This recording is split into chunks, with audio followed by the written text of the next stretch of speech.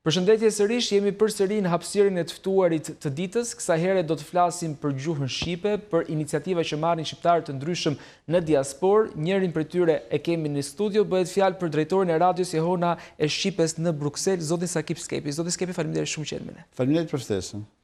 Ju keni marrë një iniciativë tepër interesante, siç është radio shqiptare Jehona e Shqipes në Bruksel. Si lindi kjo ide? Sa vite keni që operoni?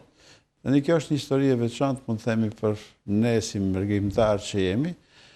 Ishin ato vitet e rinisë tonë, time sigurisht, të viteve 70-80, Shqipëria ishte komplet e mbyllur dhe ne kërkoshim me gjetë vetën tonë se ku jemi, se nga vim, pse si mund të afirmohemi më mirë, dhe i mënyrë ishte e shpreja, dhe kjo ishte ajo dera që u hap për një krijesë të radios, për mu shprej, me shprej atë mlefin që ne kishim për këtë vend, si ishte komplet i mbyllur, asë një informacion nuk kishim, edhe doshim me gjithë vetën tonë shkurtimisht, nga vim.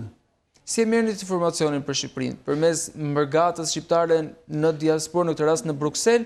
Ishte diçka pak vështirë informacioni, për faktin se informacion nga Shqipëria vishin ato informacion që ato doshin me i dhanë, ato nuk na interesën shumë, por unë arrita mu lidh me agjencinë e lajmeve AFP, edhe i mishim lajmet nga AFP-ja, domethënë çfarë fliti për Shqipërinë na i dërgoshin, edhe aty kishim një burim, një lloj burimi. Pastaj kishim edhe ato informacionet tona që i mirshim nga diasporës, edhe kështu baj publikimi. Nga vite 70-80, një radio, në ato kohë mediumi i radios ka qenë më i përhapuri dhe më i përdoruri në të gjithë botën, e keni ruajtur akoma këtë lloj tradite. Pse keni bërë këtë zgjedhje? Këtë zgjedhje se mendoj se ajo radio ka një histori tani. Edhe nuk është duhet me ruajt historinë, se është një radio e mergatës. Një mergatës që ishte komplet e përjashtruar nga një sistem monist këtu, edhe ishte zëri i tyre, edhe mendoj që duhet me vazhdue dhe me mbajt. Zoti Skepi, çfarë programacioni keni pas përfshirë në fillimet tuaja në këtë radio dhe çfarë programacioni keni sot? Tani, para se më hap Shqipëria, e kishim atë luftën tonë që ishte lufta kundër një sistemi që ishte këtu, ishte lufta për të drejtat e shqiptarëve në Jugosllavinë, ne i mbroshim shumë, me manifestime të përditshme, mund të themi. Edhe kur ra sistemi këtu, sigurisht që ndryshuam edhe ne orientimin tonë, edhe kaluam më tepër në kulturë dhe në humanizëm. Edhe kjo është edhe sot. Qartë, po ashtu, sa vite ka që radio është duke operuar dhe a keni menduar që të bëni një përvjetor, ku të bëhen bashkë gjithë shqiptarët? Tani radio është themeluar në 86, në shkurt të 86, ne tani po afrohemi këtë 20 vjetori, 40 vjetori, edhe e kemi ba 25 vjetorin, e kemi kremtuar 25 vjetorin. Mendoj se 20 vjetorin është diçka pak origjinale dhe e kemi atë iniciativë, besoj ka vit i ardhshëm, do ta kremtojmë 20 vjetorin e themelimit të një radio të lirë, në atë kohë kur ne flitshim në mënyrë të lirë, këtu ishte diçka e kufizuar. Edhe mund të themi se ishte burimi i parë i një informacioni i lirë. Edhe do ta kremtojmë në vitin që vjen. Sa e rëndësishme është që të kishte një radio në Bruksel që jehonte shqip, njëjtë siç është dhe emri. Tani dëgjoj, ne thash doshim me gjithë vetën tonë, edhe për me perfekcionu edhe gjuhën tonë, zakonet tona, kulturën tonë, identitetin tonë, edhe në kryeqytetin e Evropës, duke pa nacionalitetet e tjera që ishin shumë të organizuara, ne ishim një shkallë mbrapa. Edhe mendova se radio është ajo që do të na avancojë, dhe kështu ndodhi faktikisht, ashtu ndodhi që ne fillon të u afirmua, se atë u interesua dhe shtypi, u interesua dhe televizioni i vendit për radio, më thënë si ne aty u afirmuam shumë. A keni pasur persona tjerë që ju ndihmuan në këtë iniciativë, apo ishit i vetëm në fillimet? Jo, ne në krijesa kemi qenë 7 veta, në atë grupin që unë i ftova dhe ishin pjesëtar të grupit, pastaj jeta vazhdon, secili mor rrugën e vet, unë vendosa ta vazhdoj akoma. Edhe ende vazhdon nga Edhe vazhdoj akoma. Patjetër, kur keni ikur nga Shqipëria zoti Skepi dhe si keni ruajtur kaq të pastër gjuhën shqipe? Vlen për të përgëzuar kjo. Dgjoj, unë nuk kam bë asnjë orë shkollë shqip. Çdo gjë e kam mësuar vetë, jam autodidakt nga fillimi deri në marim. Kështu që sigurisht e kemi ruajtur nga prindit, pa diskutim se edukatën aty kemi marrë. Ne jemi larguar në vitin 58 nga Shqipëria. Kam qenë 5 vjeç atëherë kur jemi larguar. Im bab ishte personalitet me influencë aty në zonën tonë. Edhe kishte probleme me sistemin e atërshëm, edhe zgjodhi të largohej, por aty që unë e falenderoj shumë, nuk u bë egoist, nuk u largua vetë, por mori familjen, por mori jo vetëm familjen e vetë, por mori edhe dashamirët e vetë, edhe mori edhe fisin e vetë, mund të themi, se kemi qenë 7 familje, 26 veta, ka qenë ikja më e madhe që ka ndodhur në veriun e Shqipërisë si grup. Kemi qenë, më thënë, 26 veta.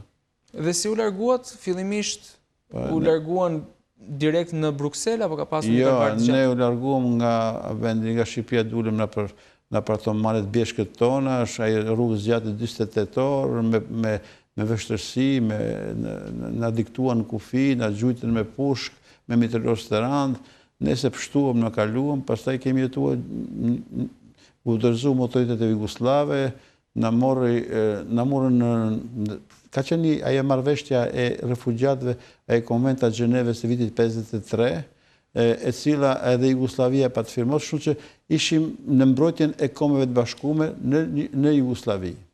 Aty kemi qëndruar afër 10 vjet. Pastaj kërkuam me dalë në prendim, edhe Belgjika u afirmua si shtet për më na pranue, edhe nëpërmjet gjithmonë Kombeve të Bashkuara shkuam në Belgjikë, u vendosëm në Belgjikë. Zotë Skepi, në fillimet kur ju keni krijuar radion në Bruksel, kam përshtypjen që mërgata shqiptare atje ka qenë më e vogël se sa është sot.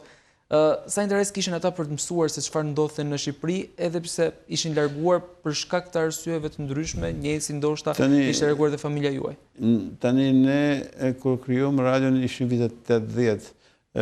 Dhe me thënë që atëre pa të fillu me lëviz lindja, pa të fillu ajo, sidomos në Poloni me Solidarnosin, fillet duke lëviz, edhe sigurisht e bashkëdhetarët tanë ishë shumë të interesuar se me mor lajmë, se ne kishim munges lajmin, ne kishim, dhe me thonë, lajmin e pastër, se ndëgjoshim Radio Tirana, për Radio Tirana ishte një emision për shqiptarët jashtë 80, ishte komplet dhe thonë politik që mbrote për diktaturën këtu, edhe nuk në interesote, ne ndëgjoshim vetëm me pas një zonë Shqip, kurse lajmet tonë ishin lajme që ishin në nevojën e atij komuniteti, të saj shtreses që ne jetoshim aty, që kishin nevojë me dëgjua. Kjo ka qenë roli jonë. Rol shumë sublim, edhe komplimente për gjithë rolin tuaj që keni zhvilluar atje, por kam përshtypjen që gjatësia e radios ka kaluar nëpërmjet edhe të vështirësive. A keni pasur shumë vështirësi gjatë këtij rrugtimi?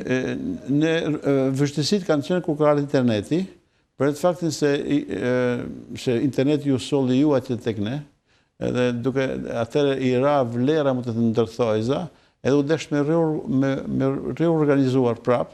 Edhe sot jemi shumë mirë, se nëpërmjet internetit tani edhe ne kemi fituar hapësirën tonë, edhe dëgjohemi, mund të themi në glob, deri në Australi na dëgjojnë.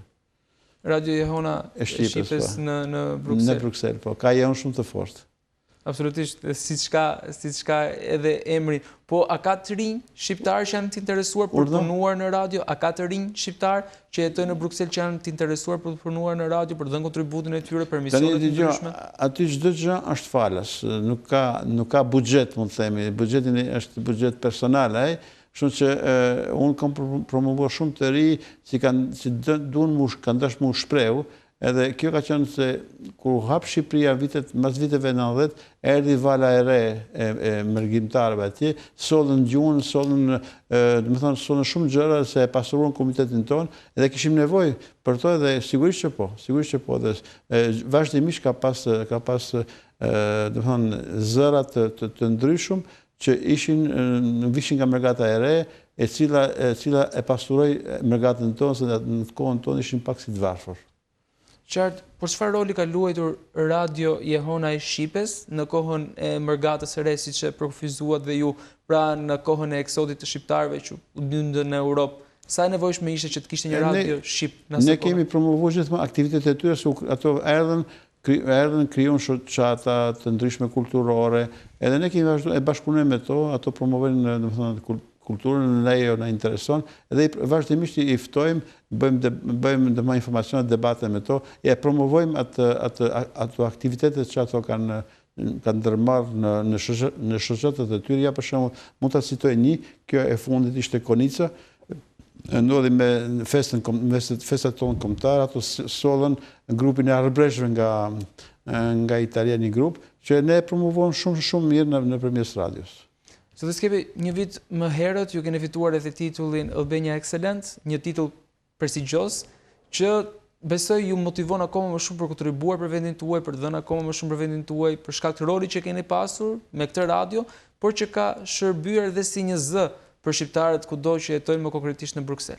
Ajo ishte një mirënjohje që ato më dhanë, aty u fol për radion shumë, por u fol edhe për filmin Prilli Thyr, se kjo është edhe një pjesë e radios, më themi, filmi Prilli Thyr, realizuar nga regjisori Alirie Begeja, edhe radio ka bashkëpunuar, më themi, dorë për dorë me të për me realizuar filmin Prilli Thyr, edhe në të promovim u fol edhe për radion, edhe për filmin, ishte një mirënjohje, më themi, për punën e mërgatës atje.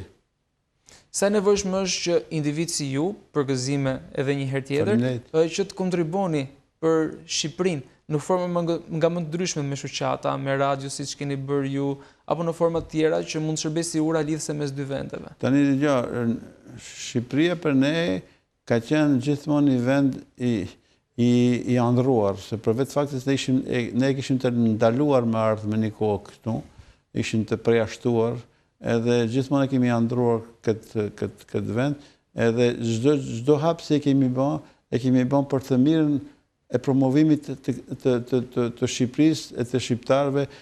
Mos të harrojmë se me një kohë në Shqipëri nuk nifin në Evropë sikur nifet sot, edhe nifi shumë pak, edhe roli jonë ka qenë më i njoft, ishte ajo dashuria kombëtare që na sillte në detyrohet deri ku kishim edhe obligim që ta promovojmë kulturën tonë. Tashmë që Shqipëria njihet, urat e komunikimit janë më të shumta, cila është ambicia juaj më e madhe për të bërë diçka mes Brukselit dhe Shqipërisë?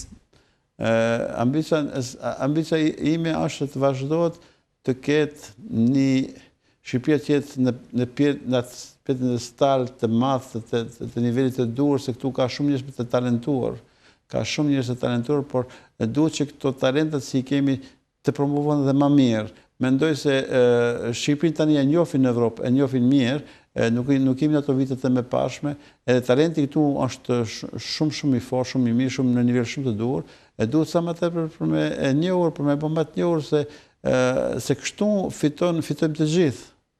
Edhe kjo do të jetë misioni i gjithë shqiptarëve që të ndihmojnë talentat, se këtu ka shumë talenta. Zotë Skepi, ju e keni parë Shqipërinë në copëza të ndryshme, në kohë të ndryshme. Neve kemi një ambicie si popull që të jemi pjesë e Bashkimit Evropian, ju ndodheni në kryeqytetin evropian siç është Brukseli.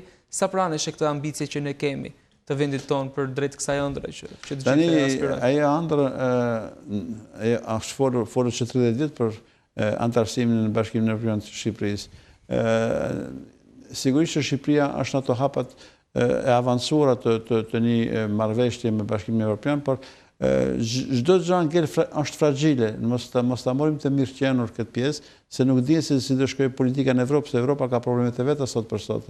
Edhe shpresojmë se do arritet atë qëllim, por mos harrojmë se Evropa ka shumë vështirësi edhe nuk mund të jetë një ëndër siç interpretohet këtu shpesh si futja në Evropë, çdo gjë të zgjidhet.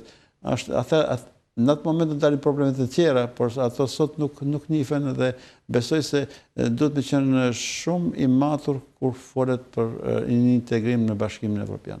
Çfarë roli duhet luajë diaspora shqiptare drejt kësaj rruge?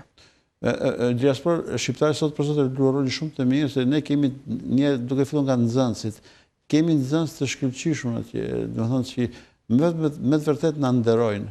edhe kjo është një pasuri shumë e madhe, edhe unë mendoj që po që së shteti shqiptar vepron për me thitha trur si po lind atje, për vendin këtu do të jetë diçka shumë e madhe, se për vetë faktin se ato janë njerëz që e duan në vendin, edhe janë të asimuar në nivel shumë të lartë, edhe mund të ndihmojnë shumë në Shqipëri, në çdo aspekt. Kjo është roli i diasporës, po duhet që edhe shteti të jetë shumë prezent, nuk është as prezent sa duhet me qenë. Mbi prej më shumë se 35 vitesh, radio juaj është duke e luajtur rolin e saj, a do të vijoj ta luaj këtë rol? Që t'je zëri shqiptarëve në Bruxelles? Patjetër. Ajo, për vetë fakt se radio ka një histori që unë nuk du që të shute historisë, është histori pak është një histori e veçantë, se aty kanë kaluar shumë gjëra janë bërë në atë radio, është një histori në veti, edhe duhet që radio, pa diskutim se këto, sidomos këto nxënësit si i kemi atje, ne me të vërtet i përkrajmë shumë edhe jam shumë pranë tyre se aty është burimi edhe aveniri, më të themi, i një trurit të pastër që mund të jetë shumë kontribues për këtë vend. Zoti Skepi, a e mendoni rikthimin në Shqipëri?